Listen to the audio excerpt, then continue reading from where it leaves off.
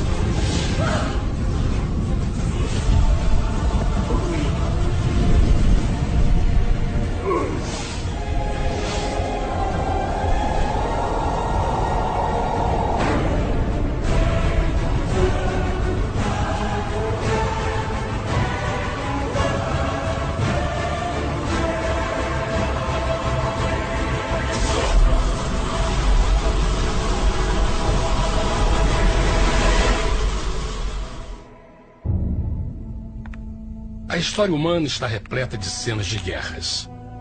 E todas as pessoas já experimentaram conflitos. Mas para entender a origem do mal, devemos viajar ao passado para a Primeira Guerra do Universo. Porque esta guerra não aconteceu na Terra. Antes que o nosso mundo existisse, houve uma guerra no céu. Mesmo as palavras guerra no céu soam como uma contradição. É quase inimaginável para nós que pudesse haver batalhas e conflitos entre as criações de Deus no paraíso. O que pode ter causado este conflito celestial? Graças a um livro antigo chamado Bíblia, temos detalhes suficientes para poder juntar as peças e desatar os nós. Mesmo que trágica, é uma extraordinária e bela história de amor que vai desde o princípio dos tempos até tocar pessoalmente a você, a mim e a cada indivíduo na Terra. Nossa história começa há muito tempo atrás na capital do universo. Em um lugar chamado Céu, que estava repleto de seres angelicais que amavam fazer a vontade de Deus.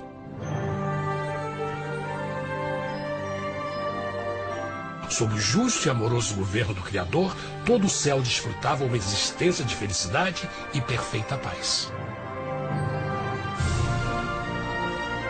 O príncipe supremo do paraíso e comandante dos anjos era o poderoso e amoroso Filho de Deus, mais conhecido com o nome que adotou quando veio à Terra, Jesus. Ele tinha o mesmo propósito e pensamento com Deus, o Pai. O céu, sob o comando compassivo do Pai, Filho e Espírito Santo, provou ser um maravilhoso lugar de paz e alegria. Para realizar as ordens de Deus, a Trindade estava rodeada de um oceano virtual de inumeráveis espíritos ministradores chamados serafins e querubins, mais conhecidos como anjos. Essas poderosas e inteligentes criaturas descobriram que a felicidade estava em cumprir as ordens do Todo-Poderoso. Mas Deus criou um extraordinário anjo para atuar como líder de toda a multidão celestial. A Bíblia nos diz que seu nome era Lúcifer, que significa portador da luz. Este querubim foi o maior ser criado por Deus e assumia a posição mais próxima do trono de Deus, estando diretamente sob a autoridade de Jesus. A tarefa de Lúcifer era difundir a luz e o conhecimento da vontade de Deus a todos os outros anjos. Lúcifer foi o mais esplêndido ser criado por Deus. Era extremamente bonito e dotado de enormes poderes de liderança e organização. Entre os anjos, ele foi muito admirado, respeitado e amado como amigo. Mesmo assim, Deus previu o mal que Lúcifer estava a ponto de introduzir no reino da luz. Cheio de sabedoria e formosura, de todas as pedras preciosas te cobrias. Tu eras o querubim, ungido para cobrir, e te estabeleci. No monte santo de Deus estavas. No meio das pedras afogueadas andavas. Perfeito eras nos teus caminhos, desde o dia em que foste criado, até que se achou iniquidade em ti. Quando Lúcifer percebeu a sua beleza e poder, seu coração pouco a pouco começou a mudar. Permitiu que seu enfoque se afastasse de Deus e direcionou seu amor para si mesmo. Talvez nunca saberemos completamente como e porquê estas sementes de rebelião germinaram em seu coração. Mas o profeta Isaías nos dá uma visão do pensamento de Lúcifer. Como caíste desde o céu, ó estrela da manhã, filha da alva, como foste cortado por terra, tu que debilitavas as nações. E tu dizias no teu coração, eu subirei ao céu, acima das estrelas de Deus exaltarei o meu trono. Subirei sobre as alturas das nuvens, e serei semelhante ao Altíssimo. Lúcifer, aos poucos, começou a cobiçar o poder de Deus, mas não sua personalidade. Ao pensar em suas próprias habilidades e belezas extraordinárias, os perversos tentáculos do orgulho e vaidade congelaram sua mente. Este ressentimento e inveja fizeram com que ele violasse a lei sagrada de Deus e se rebelasse contra seu governo. Precisamos fazer uma pausa e esclarecer algo. Desde o princípio, Deus ordenou que as leis da física governassem o mundo material em que vivemos. Sem essas leis naturais, o universo seria um caos. Do mesmo modo, as leis morais de Deus sempre têm dado segurança e estabilidade ao cosmos. Alguns pensam que os 10 mandamentos não existiram, até que o Senhor os entregou a Moisés no Monte Sinai.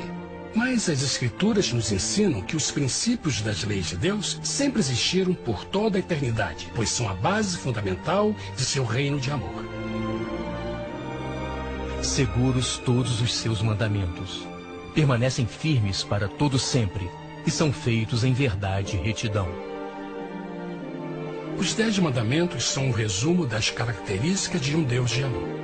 Os primeiros 4 mandamentos descrevem quem é Deus, seu poder, seu território e autoridade. Os últimos 6 descrevem como é Deus, sua honestidade, sua pureza, sua fé. Todas estas coisas sempre foram verdade e sempre serão verdade. Agora, pela primeira vez na história da eternidade, Lúcifer começou a violar esses princípios perfeitos. Lúcifer sabia que se fosse compartilhar o poder e status de Deus, necessitaria de apoio. E deu início ao trabalho. Começou sorrateiramente a circular entre os outros anjos, plantando sementes de dúvida e descontentamento a respeito da liderança de Deus, ao mesmo tempo em que, sutilmente, revelava suas próprias virtudes. Ele insinuou que Deus abusava de seu poder divino e suas leis restringiam a verdadeira liberdade e felicidade de suas criaturas. Com seu raciocínio audaz e poder de influência, Lúcifer pôde persuadir a um grande número de anjos a se unirem para seu motim. Talvez se perguntem, como tantos anjos inteligentes puderam seguir esse desertor? Bom, lembrem que até esse ponto nenhum anjo tinha escutado uma mentira. E nesse primeiro estágio da rebelião, os anjos não perceberam a obsessão de Lúcifer em assumir a posição de Deus. Não sabiam que finalmente ele planejaria a tortura e o assassinato do Filho de Deus na cruz com a intenção de ocupar o seu trono. Estranhamente, Lúcifer pensou que poderia ocultar seus verdadeiros propósitos de Deus. Ai dos que querem esconder profundamente o seu propósito do Senhor e fazem as suas obras às escuras e dizem: quem nos vê e quem nos conhece? Não pense nem por um momento que a rebelião de Lúcifer surpreendeu Deus e o pegou desprevenido. O Senhor sabe de todas as coisas e os pensamentos de suas criaturas. Ele entendia exatamente o que estava se passando pela mente de Lúcifer. E piedosamente Deus advertiu o desgarrado anjo do perigo. Mas no final, o orgulho e a vaidade não permitiram que Lúcifer se arrependesse. Então, iniciou a rebelião total contra Deus em vez da humilde obediência. Alguns podem perguntar: isso significa que Deus criou um anjo defeituoso? Não, mas ele criou Lúcifer com livre-arbítrio. Verão que o livre-arbítrio é uma coisa maravilhosa, mas também muito perigosa, incluindo o risco de uma rebelião e a possibilidade de que o amor de Deus seja rejeitado. Vejam que o amor real não pode vir de uma criatura pré-programada e não pode ser forçado, deve ser voluntariamente dado. Por exemplo, mesmo que seja bonito este cachorro robô, na verdade, nunca poderá amar-me. Posso fazer que pareça que me ame, mas só estará seguindo instruções pré-programadas. Não tem opção. Por outro lado, este pequenino está realmente feliz em ver-me. Ele decidiu dar-me seu afeto. E com o tempo, nossa relação se fará mais forte, enquanto eu ame e cuide bem dele. Do mesmo modo, um Deus de amor só quer amor verdadeiro de suas criaturas. E para que isso aconteça, elas precisam ter o livre-arbítrio. A rebelião de Lúcifer é a maior evidência de que ele tinha esta liberdade. Agora, a grande pergunta é: como Deus enfrentaria esta crise? Como lidaria com Lúcifer e com os milhões de anjos que se uniram nessa rebelião? Muitos questionam por que Deus não acabou imediatamente com a rebelião. Afinal, ele poderia facilmente vaporizar Lúcifer com um raio. Mas isto teria solucionado o problema? Não, pelo contrário. Isso só teria intensificado as dúvidas e suspeitas que Lúcifer havia plantado na mente dos anjos. Lembrem que Lúcifer sabia, como ninguém mais, da engrenagem interna do governo de Deus. Sua destruição seria vista como parte de uma grande armação. E a razão que o motivou a servir Deus teria sido o medo da represália e não o amor. O Senhor sabia, na sua sabedoria, que a melhor forma de enfrentar a crise era permitindo que tudo seguisse o seu curso. Esta seria a única forma de se assegurar que o mal não se ergueria outra vez. Deixai crescer ambos juntos até a ceifa. E por ocasião da ceifa, direi aos ceifeiros: colhei primeiro o joio e atai-o em molhos para o queimar, mas o trigo ajuntai-o no meu celeiro. Na parábola do joio e do trigo, Jesus descreve que um tempo de crescimento é necessário para que uma planta revele sua verdadeira natureza. No seu entendimento infinito, Deus sabia que com o tempo, o caráter real de Lúcifer seria exposto e que os amargos frutos de sua rebelião seriam vistos. Até agora, os cidadãos do universo não estavam familiarizados com o pecado e até onde os levaria. Mas isso mudaria quando eles vissem por si mesmos sua terrível natureza autodestrutiva. Afinal, a sabedoria e o amor do governo de Deus seria para sempre confirmado e o universo estaria seguro. Quando Lúcifer e seus seguidores revelaram abertamente sua rebelião, o Senhor soube que não haveria paz se permitisse que eles ficassem no céu. Deveria impor um limite, entrar em ação e enfrentar os rebeldes. Mas Lúcifer e seus seguidores nunca sairiam por vontade própria ou pacificamente. O passo seguinte foi a guerra. E houve batalha no céu. Miguel e os seus anjos batalhavam contra o dragão. E batalhavam o dragão e os seus anjos. Mas não prevaleceram, nem mais o seu lugar se achou nos céus. E foi precipitado o grande dragão, a antiga serpente, chamada o Diabo e Satanás, que engana todo mundo. Ele foi precipitado na terra, e os seus anjos foram lançados com ele. A Bíblia não revela exatamente que tipo de armas foram usadas durante este conflito cósmico. Mas esta guerra foi como nenhuma guerra que os olhos mortais já viram. Apocalipse 12:4 nos diz que finalmente Lúcifer e 1/3 dos anjos de Deus foram expulsos do paraíso.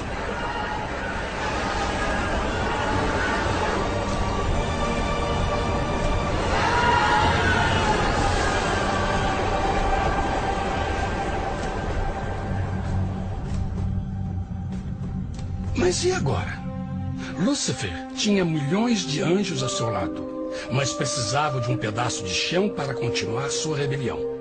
Rápido, muito rápido, o universo começou a entender o quão doloroso e caro o pecado poderia chegar a ser. Mas a guerra não tinha terminado. Apenas começava. Lúcifer, o portador da luz, agora virou Satanás, o adversário.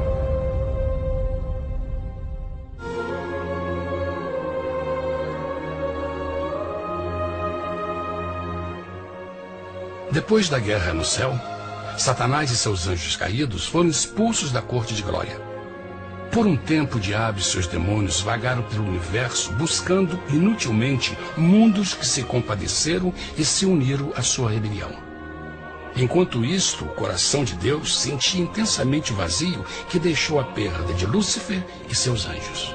Então o Pai, o Filho e o Espírito Santo retomaram o seu trabalho favorito, o maravilhoso trabalho da criação.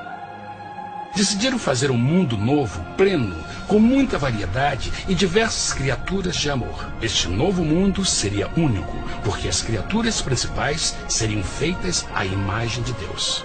Para eles, o Senhor também daria o domínio deste planeta novo, que conhecemos como Terra. No princípio, Deus criou a terra. E viu Deus tudo quanto tinha feito, e eis que era muito bom. Que imagem maravilhosa! Deus forma um novo mundo, nosso planeta, Terra. E em cada maravilhoso dia da criação, algo novo e espetacular começa a fazer parte da cena. Por exemplo, no terceiro dia, Deus falou e uma linda e exuberante vegetação fez parte da existência. Plantas de todas as cores, formas e tamanhos. No quinto dia, o mundo estava repleto de espantosas e exóticas criaturas, que podiam tanto se elevar aos céus como deslizar pelas águas azuis. E outras podiam fazer as duas coisas. No sexto dia, houve a introdução de um grande número de animais terrestres. Desde o gigante elefante até o pequeno esquilo, cada um encontrou um lugar nesse novo planeta para viver em harmonia com o resto da criação. E também no sexto dia, Deus criou o homem. E disse Deus, façamos o homem à nossa imagem conforme a nossa semelhança. E formou o Senhor Deus o homem do pó da terra, e soprou em suas narinas o fôlego da vida, e o homem foi feito alma vivente. E plantou o Senhor Deus um jardim no Éden, do lado oriental, e pôs ali o homem que tinha formado.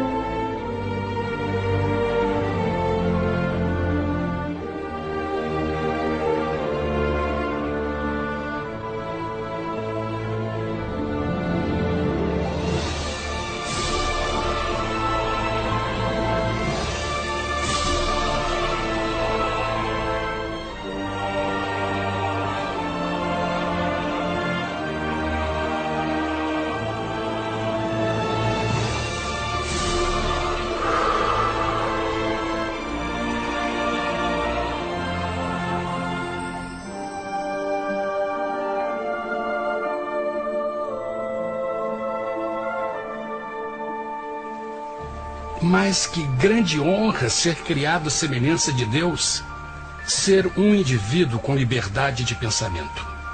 No princípio, o homem não percebia a sua nudez. Provavelmente porque antes do pecado ele estava vestido de glória e luz.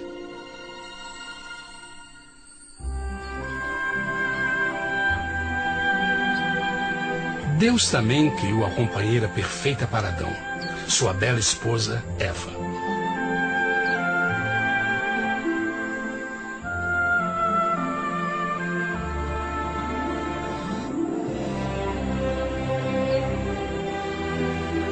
O feliz casal foi colocado em um magnífico jardim perfeitamente projetado para aumentar sua felicidade. Para Adão e Eva e as outras criaturas da terra, também foi dado o privilégio divino de procriar a sua própria imagem.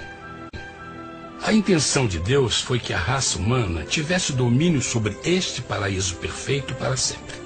Eternamente felizes e saudáveis, trabalhariam com a flora do jardim de Deus, enquanto desfrutariam o afeto e companhia de todas as criaturas sob seus cuidados. O ambiente que nossos primeiros antepassados experimentaram foi muito diferente do mundo de hoje.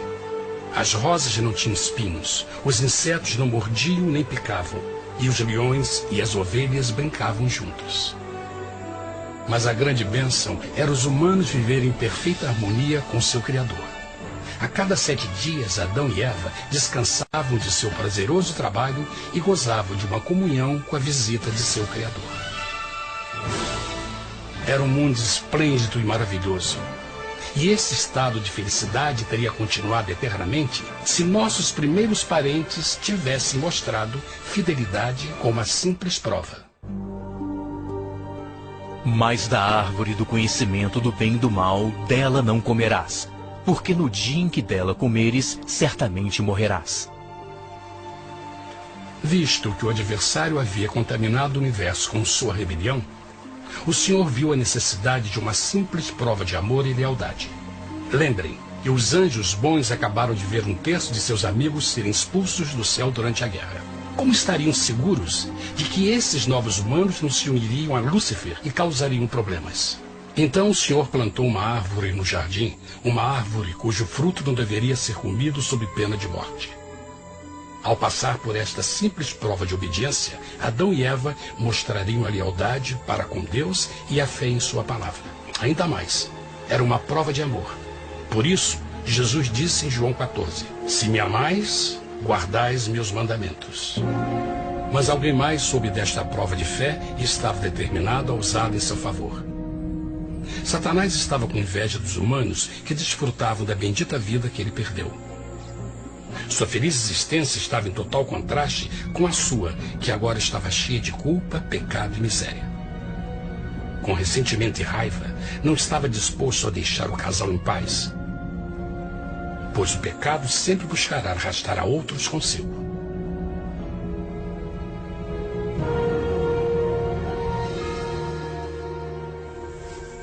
Então um dia, quando Eva estava concentrada em seu agradável trabalho, se viu sozinha e muito perto da árvore proibida. Foi quando Satanás viu sua oportunidade. Através de uma serpente hipnotizante, o anjo caído chamou Eva até a árvore e a envolveu em uma conversação.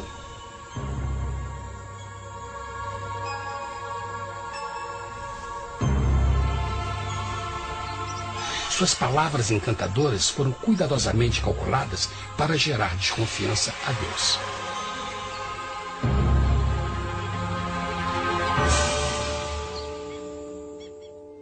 A serpente replicou à mulher, de modo algum morrereis. Deus sabe que no dia em que dele comerdes, vossos olhos se abrirão, e sereis como Deus, conhecedores do bem e do mal. A mulher notou que a árvore era boa para comer, pois era atraente aos olhos e desejável para alcançar sabedoria. Colheu o seu fruto e comeu. Deu também ao seu marido, que comeu assim como ela. Tragicamente, quando Eva escutou a suave e sedutora voz do tentador, começou a ter certas dúvidas da palavra de Deus. A serpente enganou-o com a promessa de grande poder e sabedoria. Isso chamou sua atenção. Além disso, aparentemente o fruto deu à serpente a habilidade de falar. Que outros poderes poderia dar a ela? E mesmo tendo acabado de conhecer a serpente, ela confiou em sua palavra acima da de Deus, quem a criou, e lhe deu um paraíso para viver. Então Eva comeu o fruto proibido e convenceu seu esposo a fazer o mesmo. Adão poderia ter escolhido ser fiel a Deus, mas colocou seu amor pela esposa acima do seu amor por Deus. Quando os nossos primeiros parentes mostraram lealdade ao inimigo, o domínio da terra foi tomado por Satanás. Não sabeis que, vos oferecendo a alguém para lhe obedecer, vos tornais escravos daquele a quem obedeceis? Ninguém pode servir a dois senhores. Este mundo agora seria o último campo de batalha entre o bem e o mal, e o coração de cada homem e mulher seria o prêmio. Adão e Eva não se deram conta desse tempo, mas seu momento de desconfiança e desafio abriria as comportas do sofrimento de milhões de pessoas durante milhares de anos.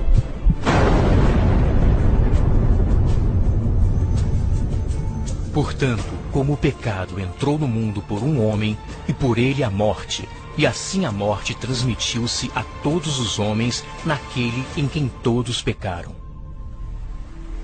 Nossos primeiros parentes logo enfrentaram o terrível resultado de seu pecado.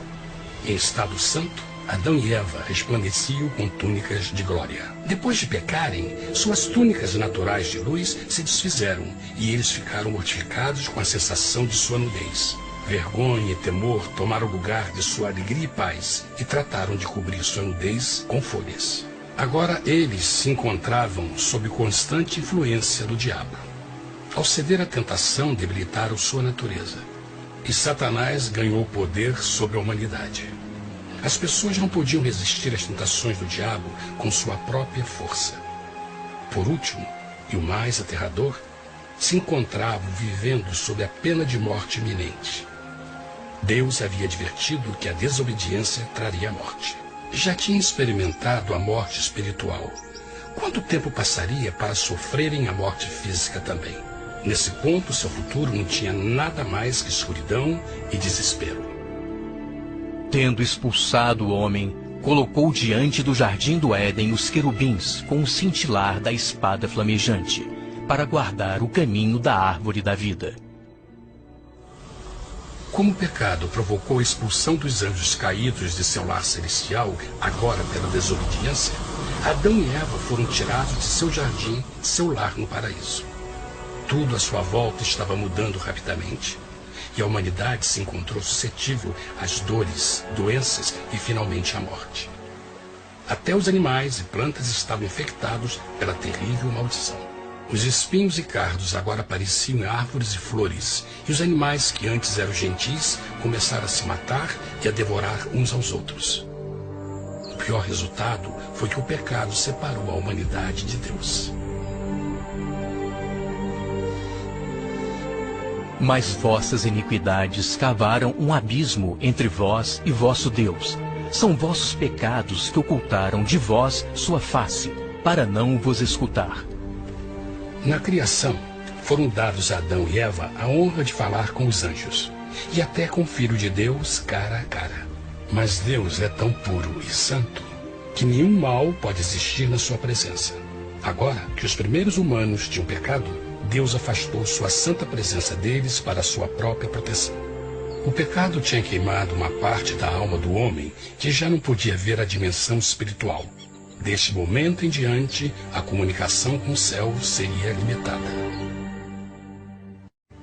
Mesmo com todas estas maldições caindo sobre Adão e Eva, o coração do Senhor se encheu de compaixão. A lei que haviam violado não poderia ser alterada para salvá-los, pois é tão sagrada e imutável como Deus mesmo. O Senhor sabia que havia só uma maneira na qual o homem podia se redimir. Então um plano foi revelado, nascido do fundo do coração de Deus. Um plano para salvar o homem de seu encontro com a morte eterna e restaurar tudo que estava perdido com o pecado. Seria de grande intensidade, alcance e poder, mas seria um plano que também implicaria num enorme sacrifício. O amor de Deus para conosco se manifestou por ter enviado ao mundo seu Filho unigênito, a fim de vivermos por ele. Nisso consiste o amor, não em termos nos amado a Deus, mas em ele nos ter amado e enviado seu Filho para se sacrificar por nossos pecados. As Escrituras claramente ensinam em Romanos 6:23, o custo do pecado é a morte. A lei violada demandava a vida do pecador e só tinha um em todo o universo qualificado como substituto da humanidade. O Criador só podia pagar a dívida de suas criaturas tomando seu lugar. Então Jesus Cristo, o Filho de Deus, concordou em deixar a pureza, glória e segurança do céu. Ele viria para morrer em nome do homem em seu malvado e renegado planeta. Ele nasceria como um inocente e indefeso bebê, suportaria uma vida de dor e vergonha e mesmo assim viveria uma perfeita e vitoriosa vida. Finalmente, ele teria uma morte humilhante para poder ser o substituto da humanidade caída. Por seu sacrifício, a humanidade incrivelmente receberia uma nova oportunidade de ter a vida eterna. Seu sangue seria o resgate para um mundo raptado por Satanás. Este maravilhoso plano de redenção foi graficamente ilustrado no sistema de sacrifício de animais ordenado por Deus depois da queda do homem. O Senhor tinha avisado Adão e Eva que iriam morrer no dia em que comessem do fruto proibido. E como que permaneceram vivos? A Bíblia nos diz que imediatamente depois do pecado, Deus providenciou roupas na forma de peles de animais. É bom notar que o Apocalipse se refere a Jesus Cristo como a ovelha que foi morta desde o princípio do mundo. Isso indica que uma ovelha foi sacrificada no mesmo dia para prevenir suas mortes imediatas. Pela fé, neste sacrifício, suas mortes foram simbolicamente transferidas deles para a criatura inocente. A ovelha certamente era a representação de Jesus. Assim, um raio de esperança foi dado em uma situação de escuridão e desespero. Através do arrependimento e a fé no sangue do Messias, qualquer humano poderia uma vez mais ser filho de Deus. Mas mesmo com este grande plano para a humanidade, Satanás ainda tinha o domínio da terra. E a vida na terra não estava fácil. No mundo haveis de ter aflição, mas coragem, pois eu venci o mundo. Naturalmente, muitos se perguntam, como um Deus amoroso e poderoso permite dores e sofrimentos no nosso mundo atual? Mas está claro desde o Gênesis que Deus nunca quis que nós tivéssemos o conhecimento da dor dessa vida. Quando o mundo saiu das mãos de Deus, a terra era um maravilhoso paraíso. Foi o pecado de Adão e Eva que deu a Satanás o direito de assumir o controle deste planeta. Devido à sua trágica eleição, o diabo e seus súditos ganharam o poder de tentar e atormentar os humanos, introduzindo a doença, a dor e o sofrimento. Talvez fosse melhor perguntar: por que Satanás não tem o controle total da humanidade? A resposta é Jesus Cristo. Talvez já perceberam que a morte de Jesus na cruz deu a cada um de nós a oportunidade de sermos salvos, mas na verdade fez muito mais do que isso. Quando o Salvador ofereceu sua vida para redimir a terra, esse ato poria restrições ao controle de Satanás sobre a humanidade. Satanás não poderia forçar nossa vontade e seu poder de nos ferir seria limitado. O sacrifício de Cristo também nos trouxe um tempo de prova, durante o qual poderíamos ver a diferença entre o governo de Deus e o de Satanás, e então decidir a quem servir. Finalmente, pelo sacrifício que fez Jesus, o reino de Satanás chegará ao seu final, e um dia a terra será devolvida ao homem mais maravilhosa do que era no princípio. Mesmo Adão e Eva tendo começado suas vidas como exilados do paraíso, ainda tinham esperança. Deus providenciou peles de animais sacrificados para se cobrirem. Mas o mais importante, ele prometeu o sangue do Cordeiro de Deus para pagar por seu pecado, se aceitassem a Cristo e se arrependessem. Uma grande pergunta permanece: as pessoas aceitaria o grande presente de Deus? Como escaparemos se agora desprezarmos a mensagem tão sublime da salvação? A incrível história que acabaram de escutar é verdade e afeta vocês. Pois, pelo desejo de Satanás de ser Deus e a desconfiança e desobediência de Adão e Eva, todos nós nos encontramos em uma situação perigosa. De um lado, a humanidade foi grandemente favorecida por Deus com uma segunda chance de recuperar nosso lugar no Éden. Por outro lado, se nós desistirmos de aproveitar esta grande chance, nos tornaremos escravos de Satanás e finalmente seremos destruídos quando Deus limpar o universo do pecado. Amigos, não há melhor hora de fazer sua escolha por Jesus do que agora mesmo. Nenhum de nós sabe quanto tempo mais teremos que viver nesta terra. Jesus nos tem mostrado grande interesse no seu bem-estar e seu amor por vocês o levou a providenciar uma maneira de escaparmos de uma futura destruição. Ele quer que você o aceite e se arrependa de seus pecados. Através de Cristo, pode encontrar o perdão para tornar-se como Ele em caráter. A triste notícia é que Satanás atua de todas as formas possíveis para evitar que aceite o presente da salvação de Deus. Devido à nossa rotina da vida, o amor ao dinheiro ou alguma outra distração fascinante, ele trabalha para manter a todos ocupados e afastados do que, na realidade, mais importa, sua salvação eterna. Para que entenda a realidade da situação e que se você não escolhe a Jesus por omissão, está escolhendo a Satanás. Mesmo que a terrível escolha de Adão e Eva nos traga morte e miséria, vocês agora podem tomar uma melhor decisão. Deus está oferecendo uma paz que satisfaz o anseio mais profundo de sua alma e uma alegria que não encontrará nas atribulações deste mundo. O desejo que tem o coração de Deus é que seja salvo e esteja com Ele no paraíso.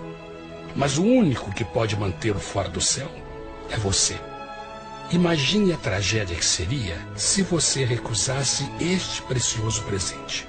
Você pode decidir hoje e aceitar a salvação que Deus prometeu. Na verdade, nesse momento, pode aceitar a vida eterna através de Jesus Cristo. Posso convidá-lo para que acompanhe agora mesmo em uma simples oração, aceitando sua maravilhosa oferta? Por favor, repita depois de mim.